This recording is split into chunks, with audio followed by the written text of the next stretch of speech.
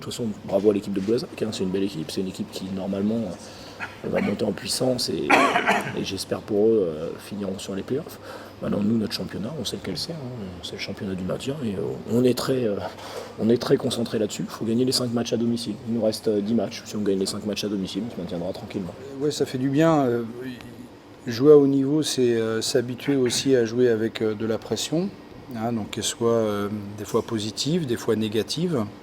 Hein, ce soir, avant le match, il est clair qu'on se dit si dans un coin de notre tête on est en cas de défaite, qu'est-ce qui va se passer? Ben là, ça peut se compliquer. Je pense que notre début de match, on n'était pas vraiment en place, hein, même si je pense que défensivement, on a eu quand même des attitudes. Et une deuxième mi-temps, on est monté un peu en pression, qui nous a un petit peu libérés aussi, donné du jeu rapide. Ce qui se passe, c'est quand on stoppe, on fait quelques stops, et ben derrière, on peut dérouler, on a la possession, on a le ballon, on va de l'avant, et face à une très belle équipe de Denain. Et puis ce match était dans un contexte un peu différent. La dernière fois qu'on a vu Denain, c'était en demi-finale des playoffs. Aujourd'hui, c'était un match compliqué pour lutter pour s'accrocher à ces sacrés playoffs qu'on a tous en ligne de mire. Donc voilà, je suis content. Je dirais que le match pour nous, il a vraiment commencé début du deuxième quart-temps.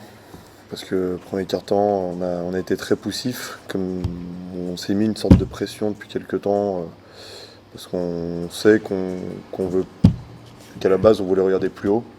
Et du coup, on se retrouve un peu dans cette situation où on est un peu inconstant. Et du coup, on commence le match avec une sorte de petit poids sur les épaules et qui du coup nous rend poussifs. Après, on arrive à mettre 2 ou 3 paniers, 2 ou 3 stops défensifs qui font du bien. Et là, bizarrement, on se débride et on arrive à produire un jeu qui est assez sympa et cohérent. Donc, on va essayer de continuer comme ça, Saint-Chamond. Et aussi se rappeler que après un match comme celui-ci, ne pas rentrer dans une euphorie ou une dépression quand on perd un match, essayer de rester stable, de penser à notre basket, de faire les 10 derniers matchs, que 10 matchs c'est encore quasiment un tiers de la saison, avec cette compétition match après match. Et puis on va aller à Saint-Chamond, j'espère qu'on pourra décrocher, qui viennent de gagner, en plus à l'extérieur. Donc tout le monde s'accroche, ce qui est logique. Donc nous les premiers, à 10 matchs, il n'y a pas d'adversaire plus fort, moins fort, moi je le dis souvent au début de l'année. Et puis combattre, jouer des finales. On a 10 finales à jouer. Et puis si on les joue correctement avec l'intensité, l'engagement, le rythme de la deuxième mi-temps, eh ben, on pourra se projeter plutôt vers le haut. Sinon, ben, ça sera un peu plus difficile. Mais bagarre. Et puis j'ai dit verdict le 17 mai. Je pense qu'on attaque en deuxième mi-temps bien positionné défensivement. Ce qui fait qu'on rate une petite... Enfin voilà, on a toujours des petits tirs gamelles, mais ça c'est lié à notre... On dit, putain, cette année, merde, le tir d'Aurélien, là, par exemple, à 3 points, ces choses-là, bon voilà. Mais au moins, quand on est positionné défensivement, on ne prend pas une rafale de 8, 9, 10 points comme on a pris au début du match. Donc en fait, quand on est à 2, 3 points, finalement, dès qu'on marque un panier, putain, on se dit merde, on recolle. Et non pas, on est toujours encore à 8 points et mentalement, ça use. Donc moi, je pense une des meilleures attaques du championnat, bon an, mal an. Voilà, on a quand même ce talent nécessaire. On sait que cette assise défensive, alors pour plein de raisons, voilà, dans le doute, dans plein de choses, les ballons perdus, ça donne des points. Voilà, c'est dans les 10 matchs à venir, c'est beaucoup. C'est beaucoup. C'est peu de temps, mais beaucoup de matchs. Donc voilà. Puis je veux pas qu'on tombe dans un trou, parce que quand on tombe dans un trou, tous les joueurs. Je dis, une équipe elle a besoin d'un coach quand elle va mal.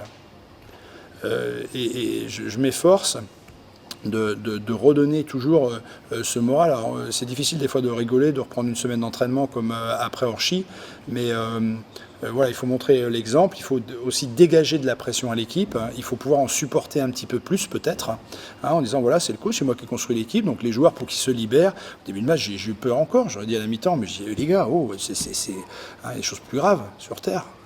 Donc voilà, de relativiser, mais d'être bien concentré parce que des fois on a l'impression que, vu de l'extérieur, que les gens ne sont pas conscients. Oh là, attention, on a un gros club, on a des objectifs, on a de l'ambition, on a des choses, puis on se retrouve un peu en difficulté.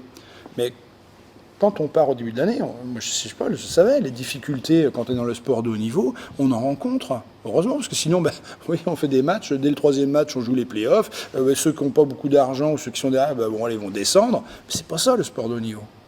C'est justement dans la difficulté, dans la rudesse des matchs, dans des résultats des fois difficiles, être capable de montrer que mentalement, justement, et c'est là où on pêche.